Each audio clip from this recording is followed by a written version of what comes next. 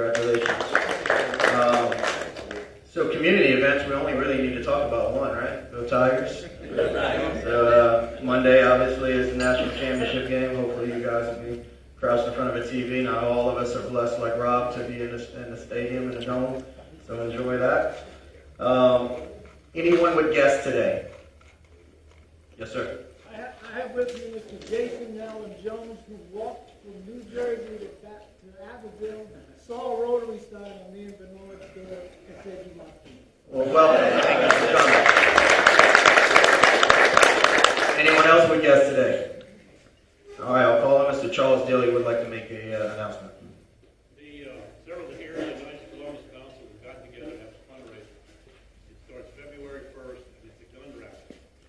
And the way it works, February 1st is the first rifles and shotguns. And every other week until the middle of January, the 26 total rifles. Tickets are $20 each. If you win one, you get your gun, and then the ticket goes back in. Theoretically, win $26. And it's just a fundraiser for the area Knights of Columbus Council. I have tickets. Danny has tickets. Tom has tickets. We'll be selling tickets in June. All right, thank you, Charles. All right, anybody else have any announcements? Okay, well, I have a few. The mid-year district assembly is coming up. It's February 1st. It's from 9 to 3, and that's at the Home 2 Suites in Lafayette. If you'd like to attend, get with me. I can get you the registration form to fill out to go to that. Again, that's the district mid-year assembly. February 12th, go ahead and save the date. It's going to be this year's steak night, and we're going to host it at the same place we did last year at Crawfish Haven. Mr. Barry Toops, from what I understand, he added on to his place there, so there's going to be seating for 100, I think. So we're definitely not going to be as crammed as last year, so it should be a fun night. Again, that's February 12th. Our next and our biggest event of the year is coming up in March, and that is St. Pat's Comedy for a Cause. Save that date, March 21st.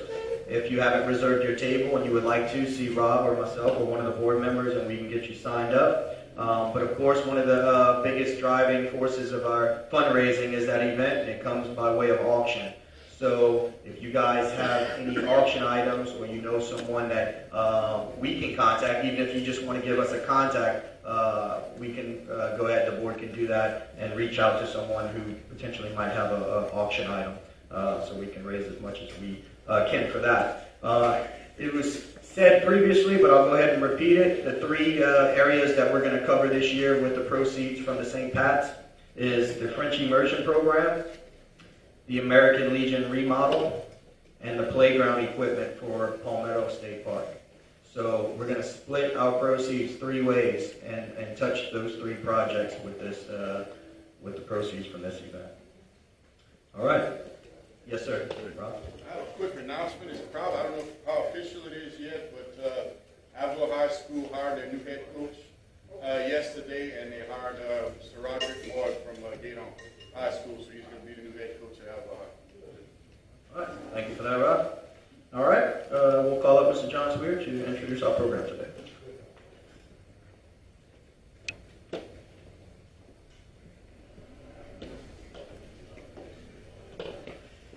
I'd like to introduce Mr. Mark Lacour. Mark Lacour truly became a Rotarian in Dallas Rotary Club when he served as club president in 2008-2009. He won the membership challenge that year by bringing in 8 new members. In 2009, along with fellow Rotarian Tony Monroe, he designed and built an advertising vehicle called the Big Wheel. As District Public Relations Chairman, Mark applied for a PR grant in building 500 big wheels for other clubs around the district. This enthusiasm carried forward to 2012-2013 when he served as District 6200 District Governor. That year, his sub-theme was the Good Ship Rotary Story, which he acquired and assimilated from Paul Harrison's biography. Currently, Mark is club membership chair and on the Zone 30 membership team. In 2013, Mark traveled to India to participate in an NID. He is here today to speak about polio eradication, his deceased friend and polio victim Cliff Nickens, and his trip to India. Thank you, Mr. Mark. Thank you.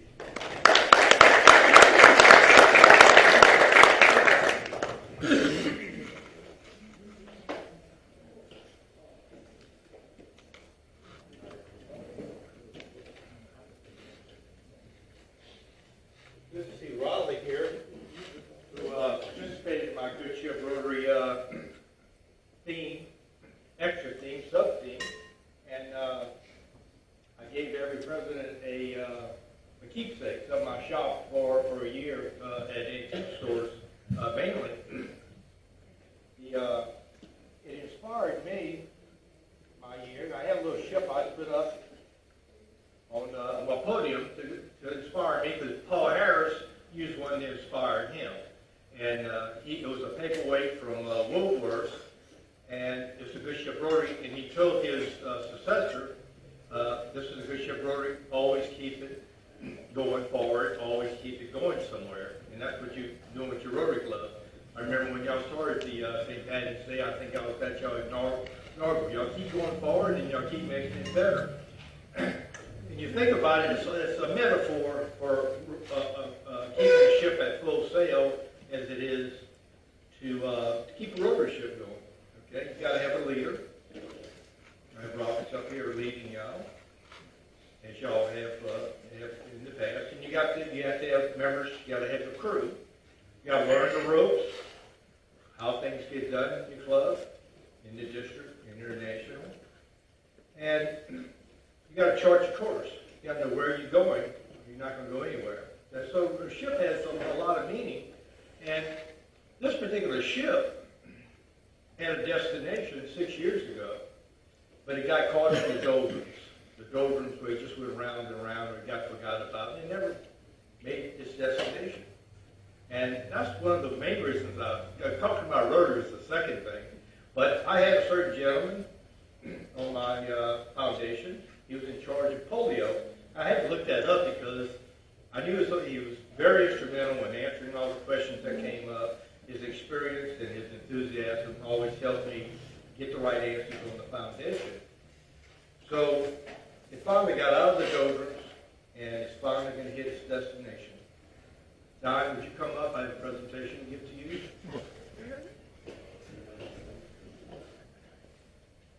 The Good Ship Rotary Award to Captain Don Chauvin, who's in charge. He was on my foundation chair for Polio Plus.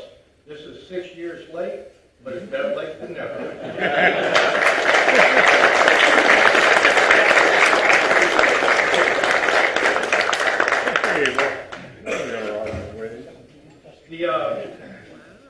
We can get that going. This program, Big Rich asked me to do a talk in October at his club for polio eradication day, and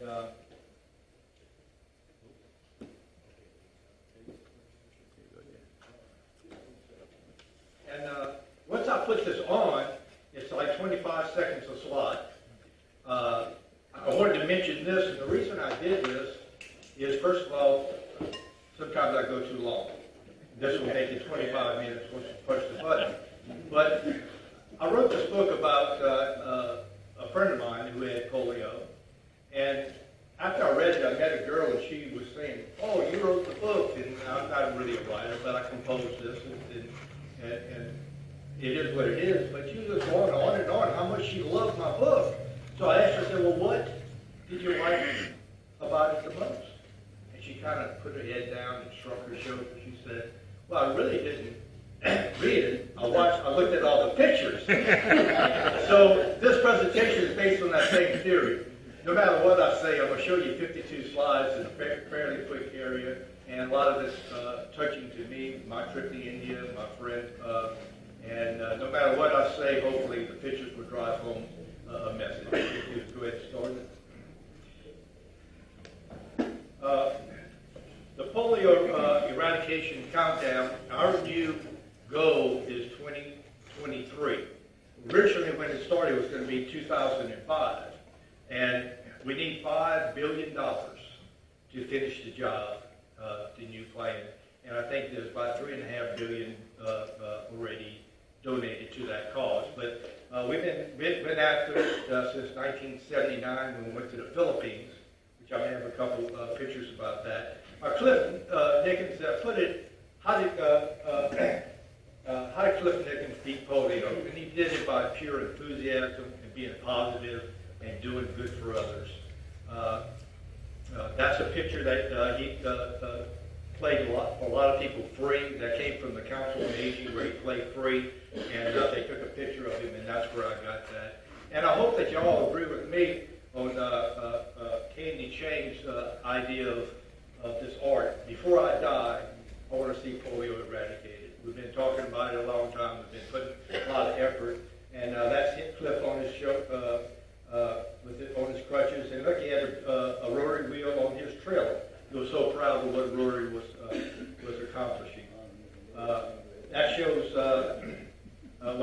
book, the whole thing about this was I tried to have him do his autobiography, and he died. And when I talked at his funeral, I went ahead and blurted it out. Well, I'm gonna finish it. I'm gonna do it for him. So that's where this came. And in 6 weeks, for some reason, I was able to get it done. But the inside of a book on the side of his bed, the only 4 words I got was "life hard to live." That was that's the only thing I got out of him that actually got put down on paper, even though we discussed it for a long, long time. I'm not sure why we got a blank screen. But Cliff was a great guy. One story I got from researching was that there was he knew mechanics pretty good, and the girl was college student was broken down. Actually, went and got the part, fixed it, got the lady on the road. But she also went to restaurants and would buy a breakfast, and he'd treat everybody in there to a $5 tip, which is about $40 tip at this restaurant. The most famous person to ever contract polio was FDR, and he got it at the age of 37. He started the March of Dimes and the infantile Society for Infantile Paralysis. He went and bought a place called Sunny. It was Alabama. It was Warm Springs, and he went there and he bought it, and then he came up with the idea to start the Society for Infantile Paralysis to help cope with the disease and also help families in their financial burdens. That's one of the commercials, and I know a lot of y'all, when I was growing up, I saw the little, and all the things that had the little dimes in it.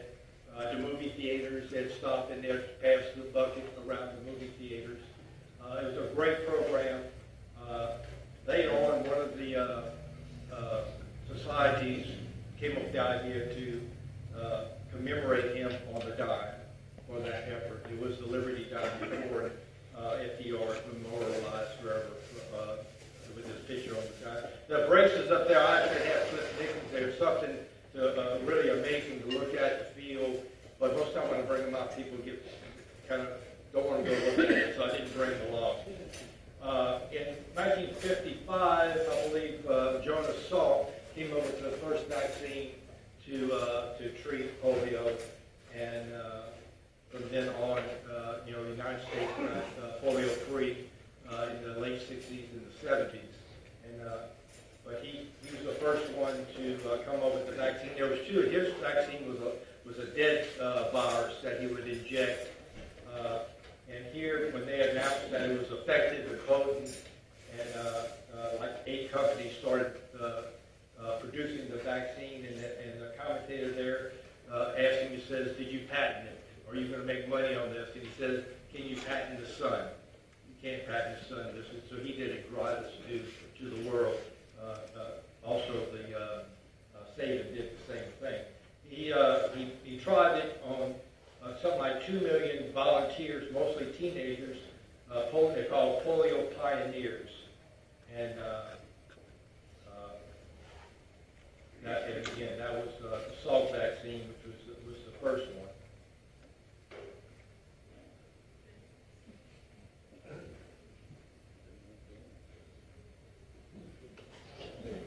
And Albert Saban came along, and he came out with the next generation, which is the live vaccine, which you can give orally, and that was the game changer for us to go ahead and tackle this worldwide.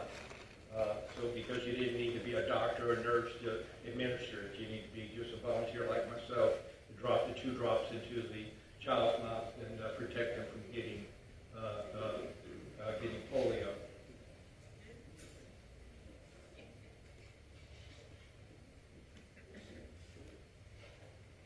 Some of these slides, I'm going to tell you, I put this together in October, and I presented it 3 times, but it was fresh in my mind. And yesterday I started reading over this, and I started thinking, God, this is a lot of information.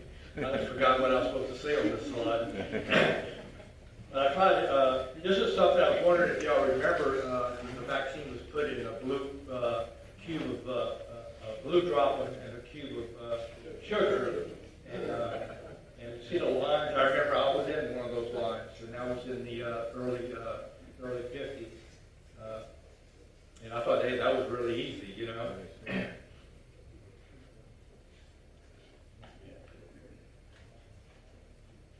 All these vaccines are still used.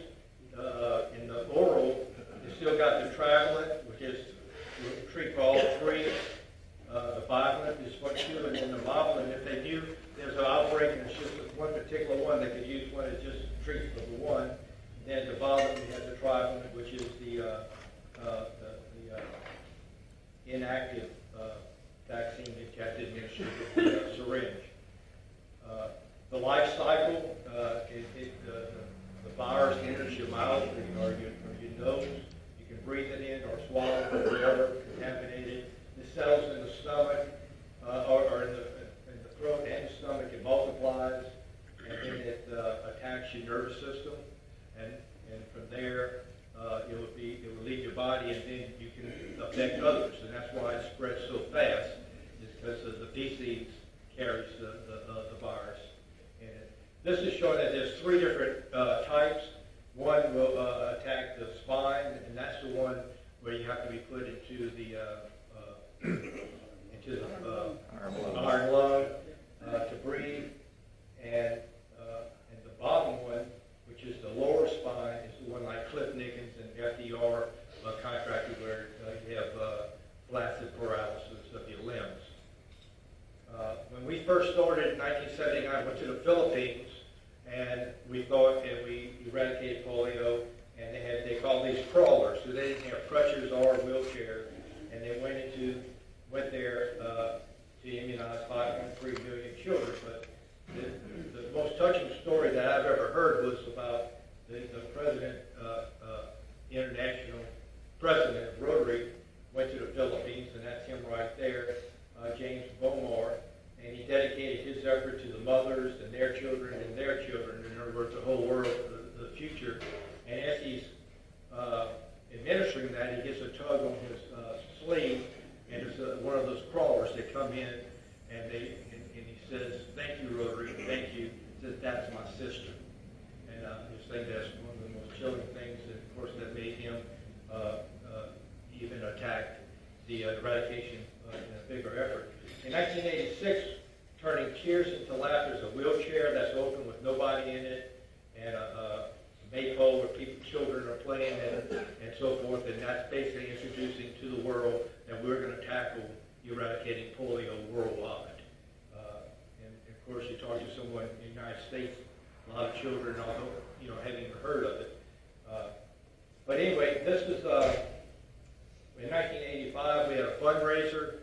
UNICEF determined that it's going to cost $120 million to eradicate polio worldwide, and Rotary's finest hour, we raised $247 million, thinking that was going to be it, and now we have spent over $10 billion to eradicate, and another $5 billion to finish the job. So we kind of underestimated that. Bill Gates got involved in it in the early I think it was 2003, something like that, and he had a challenge with Rotary, and I'm going to put up $200 million, you raised $200 million, and then as time went on, he does a 2-to-1 match. So today, if you gave $1, it becomes $3, up to $50 million a year, and I think he's actually up that even now with the new challenge. This is the longest commercial in the world. Where you take your picture and you send it off to Rotary and you get your name on there. My wife is at the top right and bottom, but there's some famous people like Jack Nicklaus and Desmond Tutu and so forth, all in that commercial. It's a great marketing effort there. In October, Type 2 had been eradicated, and to be determined to be eradicated. Type 3 was question mark, but now we have designated Type 3 eradicated as well. So we have Type 1 that's still out there menacing the world. Type 1 is which one? Type 1 is still out there. This is the airplane I was getting ready to board to go to India to immunize back in 2013. It's a 8,500 mile trip to get there. And I just thought, after you have all the vaccines I had to have done and get to that point and so forth, it was just kind of like a moment just to think, what am I really doing here, making this trip on the other side of the world. When we got there, we went to the World Health Organization, and there they discussed a lot of things about what they had to go through, just to get the public on board, get all the entertainment industry on board, get the clergy on board to all start the effort to eradicate polio. And so they gave us a little recap of different things. One of the things that he went over was actually the fact that they have such a bad problem with diarrhea that if you get immunized, it goes out your body so fast it doesn't get to act. So that's one of the things we don't even think about, but just think about all the different regions. And I'm going to show you some pictures of the slums that I witnessed. Just how do they do this? It's just an amazing thing to tackle. The little girl on the right was the last victim in India. And the question is, will she be the last? And so far, she has. The logistics of the National Immunization Day is, just right there, 709,000 vaccination booths, 2.5 million vaccinators, 1.17 vaccination teams, which I was one when I went there, and on. Just the amount of money and teams and effort it takes to have a one-day immunization. Here's the train. The train systems are I think, the second longest train systems in the world. They employ 16 million employees. And I'd like to point out that Ken Furman from the East Extension Club is kind of mad. His wife's happy. And I kind of interpret that as na, I got the window. But anyway, she got to see on the slums better than Ken. They have their own house, their own place. That they have classrooms to teach classes and have their meetings and everything, and that's it. It's a beautiful home.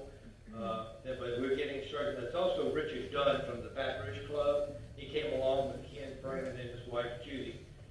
The others are from up in the New Jersey area that made this trip. That's my picture on the left doing the drops. They only let us do about 50 children because it's mostly a PR thing. But I wanted to do it all day, but it's kind of like, no, we let everybody else have a chance and let's move on, Look at the cows. The cows are sacred. They give their milk. They say like a mother. They honor them. They're sacred, and they're all over this. So that's some of the ones we walk by. The vaccine is put in these coolers, and the little girl there on the left, she was just a workhorse, but I had to pry that away. I wanted to take a picture holding it, and so you can see she's not too happy that I kind of pried it away. On the right, I sat down with this guy, looked at the paper, and he reaches over and turns it around. I had it upside down. It was in Hindu anyway, but we had a good little laugh there. Here's some of the slums. You got people living in those little lean-to houses on the left. Richard Dunn's giving away little whistles. You kind of encourage the kids to get immunized with some trips. This year we're doing whistles, and that's why the kids are running. They're trying to get extras from Richard Dunn there. But this is the second day. He said they put markings on there. So we were there January 21st of 2013, and you go house to house. You would actually go in the house and search for someone that didn't have their pinky marked in purple, meaning they just want anybody passed over. This is a picture on the side of the railroad track. And again, can you imagine that you're walking down there trying to get the children out of these houses and immunize them? You can see the filth. That's part of the challenge. But they said India would never be polio-free. At that time, they were 2 years into being polio-free, and they have been since. But you can see the problem of getting everybody all the children together. That's from the train, just showing you some of the housing, the roofs, the shanties that people were living in. And I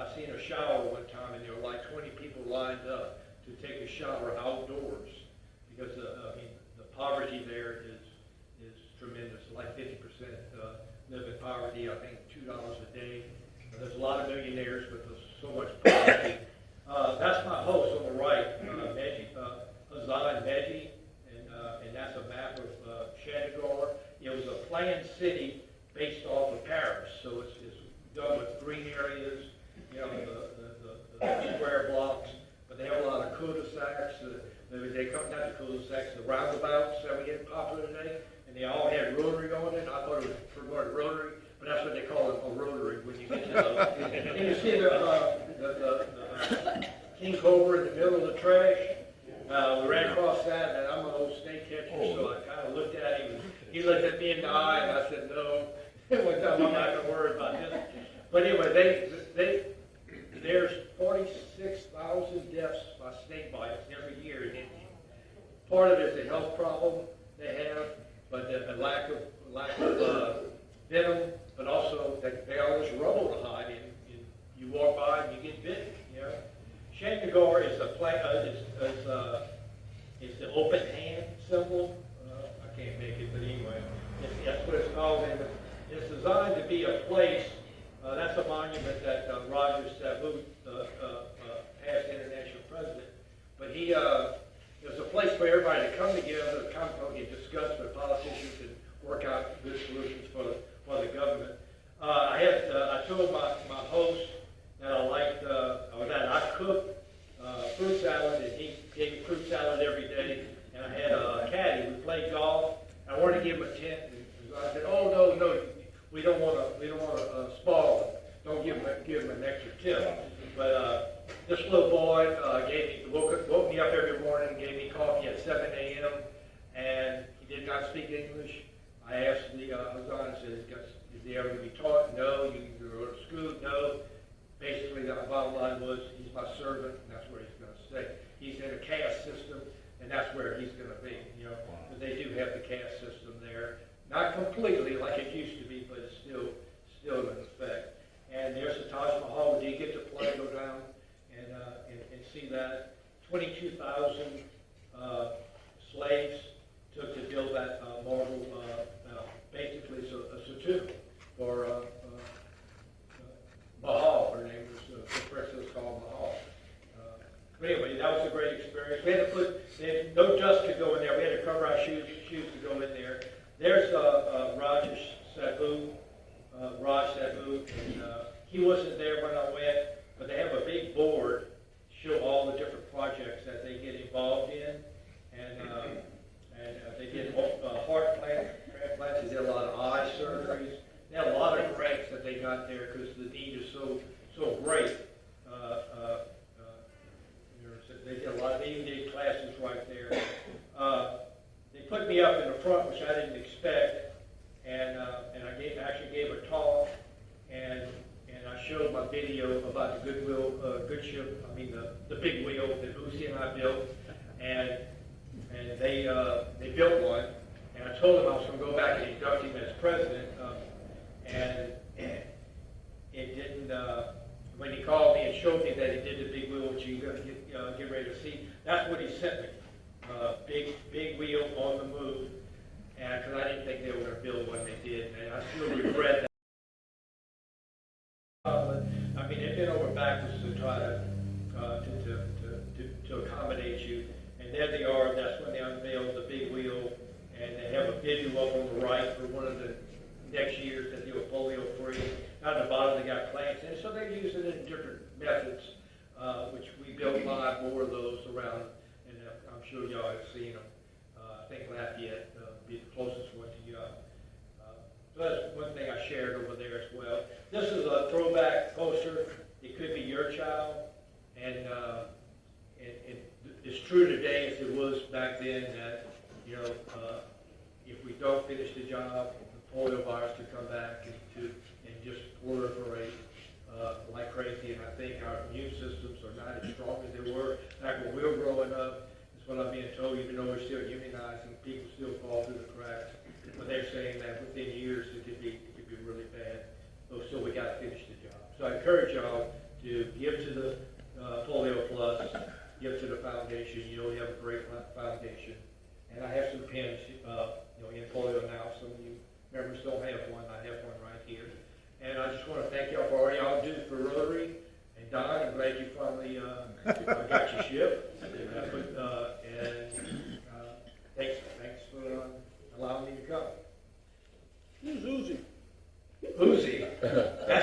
Scarborough. Where the oh, he's across from me. Hey, look, if you sit by Uzi, This was my assistant governor. okay. Well, Uzi's well known around the district, and Craig Walling, our past president and incoming assistant governor in the Ascension Parish area. Craig Walling came along as well, wanted to see how other clubs do things, and you know what y'all get involved in, and so forth. So he'll be doing more of that, and me and Lucy, we're trying to prod him to be a district governor somewhere along the line. So, but anyway, I guess we're out of time, and thank y'all for being here. Before you went to India, did you have to take any kind of booster vaccine? Oh yeah, I got shot. For polio? No, not for polio, but all kinds of things. I didn't even know what it was. But I told my boy the Indians, let's do some research, and the next thing I knew, I had 3 shots. Now, I was curious to see if they made you go to polio booster, No, I think they probably did. They wanted to do a second one, but I went so late, I didn't have a second one. There's a chance of there. And in the winter time, it's not, and of course, India was polio free, so it wouldn't take that big of a risk. The biggest risk was just before that in Pakistan, which we went far from the border, they had just shot some of the immunizers. They still think that we're trying to sterilize. Right. The biggest issue. Yeah. Okay, thank you. Any other questions? And it's fitting for this program, but we met as a board last night, and we determined that your efforts with the Paint the Pinky Purple will net $1,000 going towards the foundation. So thank you guys for doing that.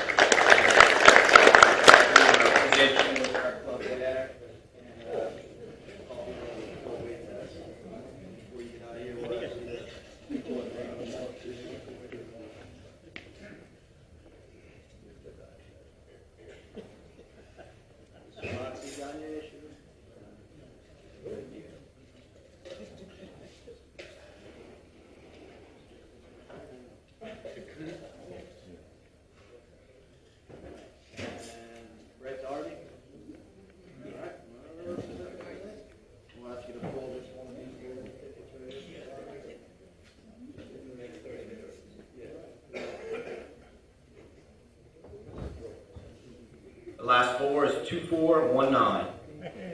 2419. That's me done. Right. Y'all split that. $252. Oh, that's it. Oh, that's not the middle one. No further business. We'll call this meeting adjourned. 7. No chance.